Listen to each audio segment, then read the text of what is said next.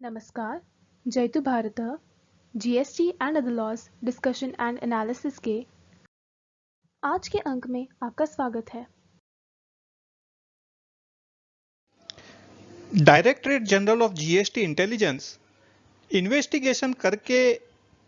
जो सोकोज notice issue करते हैं उनमें कई केसेस में एक से ज़्यादा नोटिस के अगेंस्ट में, एक से ज़्यादा टैक्स पेयर के अगेंस्ट में सोकोज नोटिस जारी की जाती है। यदि इस प्रकार के जो टैक्स पेयर्स हैं जिनको सोकोज नोटिस जारी की है वे एक से ज़्यादा कमीशरेट के अंदर फॉल होते हों तो ऐसी सोकोज नोटिस का डिसीजन कौन करेगा, एडजुडिकेशन कौन करेगा, इसके बारे में पहले एक सर्कुलर था, लेकिन अब एक नया नोटिफिकेशन जारी किया गया है और नया सर्कुलर नंबर 169/1 ऑफ 2022 जीएसटी दिनांक 12 मार्च 2022 जारी किया गया है। इन्हीं के बारे में आज के अंक में जानकारी लेते हैं। भारत सरकार ने सीजीएसटी एक्ट 2017 के अंतर्गत notification number 2 of 2017 central tax दिनांक 19 जून 2017 जारी करके सेंट्रल टैक्स ऑफिसर्स का जुरिस्डिक्शन निर्धारित किया था। इसके अंदर जो यह पहला टेबल है उसके अंदर चीफ कमिश्नर्स या प्रिंसिपल चीफ कमिश्नर्स का जुरिस्डिक्शन निर्धारित किया गया था। उन प्रिंसिपल चीफ कमिश्नर या चीफ कमिश्नर के अंतर्गत कौन से कमिश्नरेट आते हैं, कौन से कमिश्नर अपील्स का जुरिस्डिक्शन आता है और कौन से ऑडिट कमिश्नरेट आते हैं वह दर्शाया गया था। तो इस प्रकार से आप देखेंगे तो कुल यह 21 चीफ कमिश्नर के अंतर्गत पूरे हिंदुस्तान का जुरिस्डिक्शन डिस्ट्रीब्यूट किया गया था।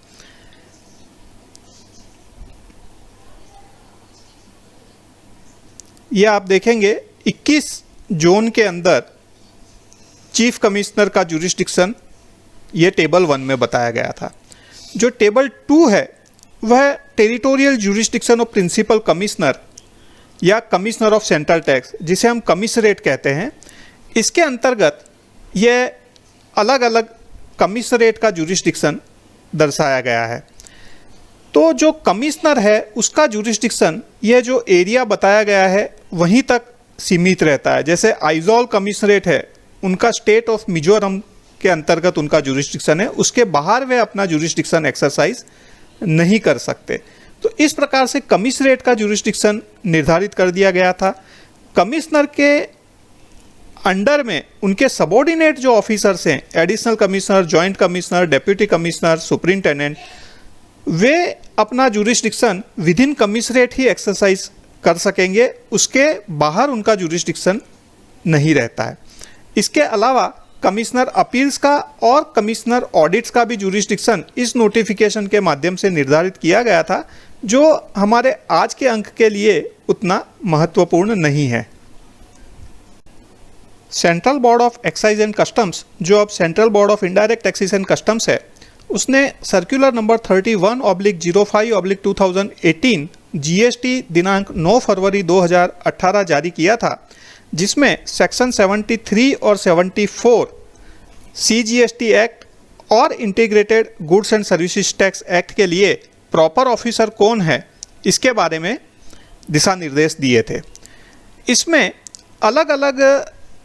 अधिकारियों को कौन कौन से पावर्स है वह बताया गया था और एडजुडिकेशन के लिए कितनी अमाउंट तक के केसेस को कौन से अधिकारी एडजुडिकेट कर सकेंगे, डिसीजन दे सकेंगे, उसके बारे में भी यहाँ पर अमाउंट के हिसाब से यह दिशा निर्देश दिए थे कि कौन अधिकारी कौन से केस को डिसीजन दे सकेंगे। लेकिन यदि directorate general of GST intelligence ने या ऑडिट कमिश्नरेट ने कुछ ऐसे केसेस किए हों जिनमें एक ही सोकोज नोटिस में एक से ज़्यादा टैक्स पेयर हो और वे टैक्स पेयर अलग अलग कमिश्नरेट में हों, तो उनका केस कौन सा अधिकारी डिसाइड करेगा, इसके बारे में यह पैरा 6 और 7 में बताया गया था। अब इन्हें चेंज कर दिया है, लेकिन जो पुरानी इंस्ट्रक्शन थी वह क्या थी? The central tax officer of audit commissionerate and directorate general of GST intelligence cell exercise the powers only to issue show cause notice, अर्थात ऑडिट कमिश्नरेट और डीजीजीआई के अधिकारी केवल सोकोज नोटिस इश्यू कर सकते हैं, वे उन केसेस को डिसाइड नहीं कर सकते। A so-cause notice issued by them shall be adjudicated by the competent central tax officer of the executive commissariat in whose jurisdiction the notice is registered. यदि एक ही टैक्स पेयर है या एक से ज़्यादा टैक्स पेयर हैं लेकिन वह एक ही कमिश्नरेट में फॉल करते हैं, एक ही कमिश्नरेट में रजिस्टर्ड हैं, तब तो उसी के जो कॉम्पिटेंट अथॉरिटी है वे इस केस को एडजुडिकेट करेंगे. In case there are more than one notice is mentioned in the show cause notice having their principal place of business falling in multiple commissionerate, the show cause notice shall be adjudicated by the competent central tax officer in whose jurisdiction the principal place of business of the noticee from whom the highest demand of central tax और integrated tax has been made falls. यहाँ पर जो पुरानी instruction थी उसके अनुसार यदि एक से ज़्यादा टैक्स पेयर है, अलग अलग कमिश्नरेट में हैं, तो उनमें जिस टैक्स पेयर के सामने सबसे ज़्यादा अमाउंट की डिमांड हुई है उसके जो जुरिसडिक्शनल ऑफिसर है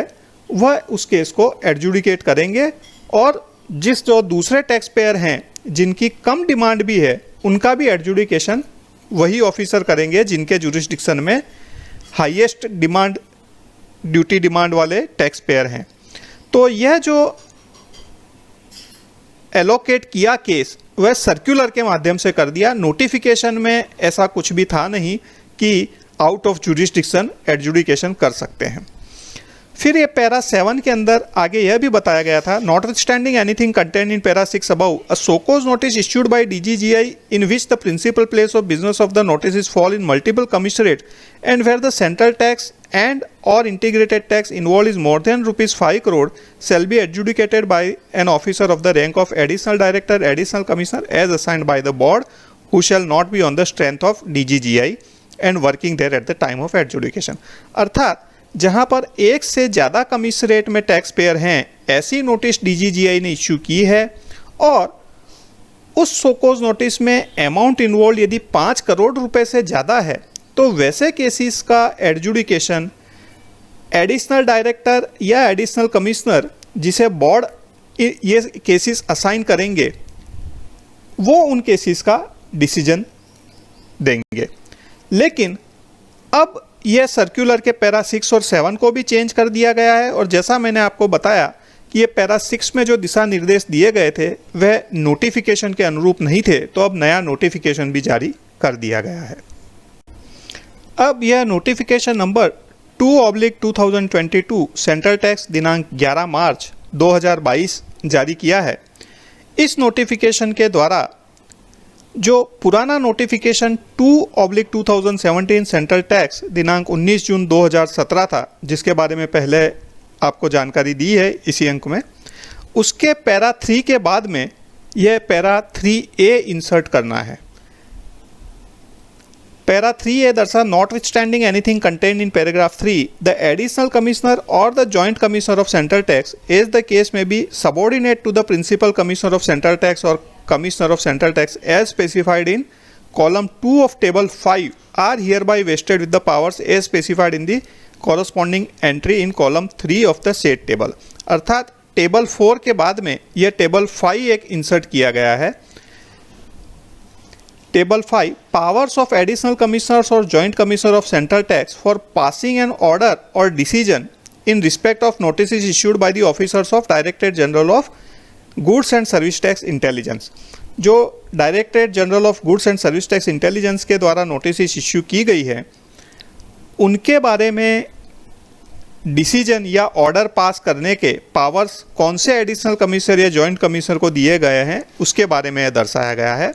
तो प्रिंसिपल कमिश्नर और commissioner of central tax, principal commissioner of Ahmedabad south, अर्थात इनके अंडर में जो भी एडिशनल कमिश्नर या जॉइंट कमिश्नर होगा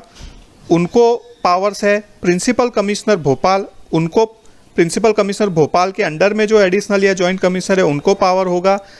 principal commissioner of Chandigarh, Chennai south, Delhi north, Guwahati, Rangareddy, Kolkata north, Lucknow और थाने, इतने जो कमिश्नरेट हैं इनके जो एडिशनल कमिश्नर या जॉइंट कमिश्नर है उनको डीजीजीआई के द्वारा जारी सोकोज नोटिस एडजुडिकेट करने के पावर होंगे. वो पावर कौन से होंगे? Exercisable through out the territory of India. ये जो अधिकारी होंगे एडिशनल कमिश्नर, जॉइंट कमिश्नर इन कमिश्नरेट के, उनका पावर्स उनके जुरिस्डिक्शन तक सीमित नहीं रहकर अब through out territory of India exercise कर सकेंगे, जो कि पहले पुराने नोटिफिकेशन 2 के अंदर यह बात नहीं थी। तो यहाँ पर यह बताया गया है, पासिंग एन ऑर्डर और decision in respect of notice issued by the officers of DGGI under section so and so central goods and service tax act. In section के अंतर्गत जो भी नोटिस DGGI अधिकारियों ने इश्यू की है, उनके लिए एडजुडिकेट करने का power additional commissioner, joint commissioner, ये जो 10 कमिश्नरेट बताए गए हैं, उन एडिशनल कमिश्नर, जॉइंट कमिश्नर को throughout the territory of India वे अपना पावर्स एक्सरसाइज कर सकते हैं। इस नए नोटिफिकेशन नंबर 2/2022 सेंट्रल टैक्स के प्रोविजंस को स्पष्टता करते हुए एक नया सर्कुलर नंबर 169/1/2022 GST दिनांक 12 मार्च 2022 भी जारी किया है। इसके अंदर पुराना जो सर्कुलर नंबर 31/05/2018 GST, उसके पैरा 6 और 7 को अब सब्स्टिट्यूट किया जा रहा है। तो यह जो अब नया पैरा 6 है, उसमें जो बताया गया है, the central tax officers of audit commissionerates and directorate general of goods and service tax intelligence shall exercise the powers only to issue show cause notice. यह तो पहले भी था कि जो DGGI और ऑडिट कमिश्नरेट के अधिकारी हैं, वे केवल सोकोज नोटिस इश्यू कर सकते हैं, उनके बारे में डिसीजन नहीं ले सकते, उनको एडजुडिकेट नहीं कर सकते। A SOCOS notice issued by them shall be adjudicated by the competent central tax officer of the executive commissariat in whose jurisdiction the notice is registered when such case pertain to jurisdiction of one executive commissariat of central tax only। यह भी पहले जो provision थे, पहला जो paragraph 6 था, उसके अनुसार ही है। यदि जिस टैक्स पेयर को नोटिस इश्यू की है या एक से ज़्यादा टैक्स पेयर को नोटिस की इश्यू की है, वे एक ही एग्जीक्यूटिव कमिश्नरेट के अंतर्गत आते हैं, तो उसी एग्जीक्यूटिव कमिश्नरेट के जो भी कॉम्पिटेंट अथॉरिटी हैं, वे उस केस को, उस सोकोज नोटिस को एडजुडिकेट करेंगे। लेकिन अब यह जो पैरा 7.1 पुराने पैरा 7 के बदले में इंसर्ट किया गया है, पैरा 7.1, 7.2 और 7.3, यह उन केसेस के लिए है जहां पर एक ही सोकोज नोटिस में एक से ज़्यादा टैक्स पेयर इन्वॉल्व है, तो वैसे केसेस का डिसीजन कौन लेगा, एडजुडिकेशन कौन करेगा। In respect of SOCOS notices issued by officers of DGGI, there may be cases where the principal place of business of notices fall under the jurisdiction of multiple central tax commissariat, or where multiple SOCOS notices are issued on the same issue to different notices, including the person having the same PAN but different GSTI and having principal place of business falling under jurisdiction of multiple central tax commissariat। यहाँ पर दो प्रकार के cases का जिक्र हुआ है। एक तो एक ही सोकोज नोटिस के अंदर एक से अधिक टैक्स पेयर इन्वॉल्व हों और वे अलग अलग कमिश्नरेट के अंदर फॉल करते हों। दूसरा, एक ही टैक्स पेयर हो जो सेम पेन हो, परमानेंट अकाउंट नंबर सेम हो, लेकिन उसके एक ही स्टेट में या ऑल इंडिया में अलग अलग GST नंबर हों, तो उनको अलग अलग सोकोज नोटिस भी जारी की जा सकती है, इश्यू सेम हो। तो ऐसे केसेस में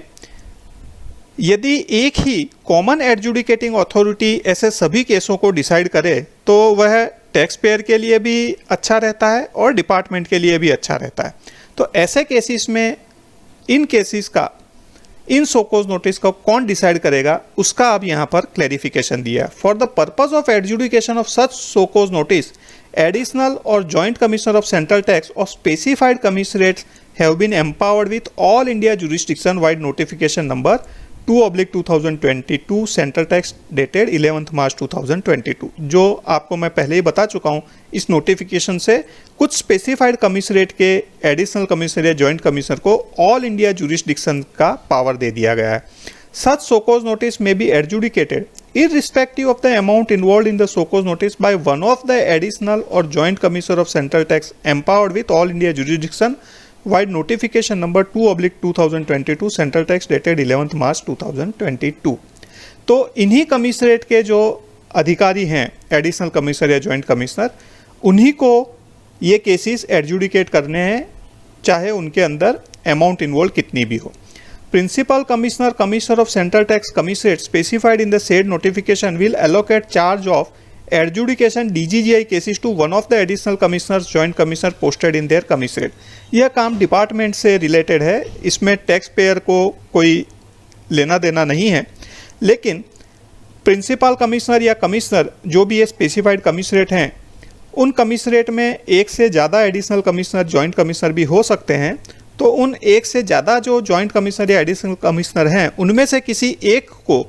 एडजुडिकेशन डीजीजीआई केसेस का चार्ज देना है। वे ही फिर ये इस प्रकार की सोकोज नोटिस को डिसाइड करेंगे जहां पर एक से ज़्यादा कमिश्नरेट में टैक्स पेयर हैं। Where the location of principal place of business of the noticee having the highest amount of demand of tax in the said so cause notice falls under the jurisdiction of central tax zone mentioned in column 2 of the table below, the so cause notice may be adjudicated by the additional joint commissioner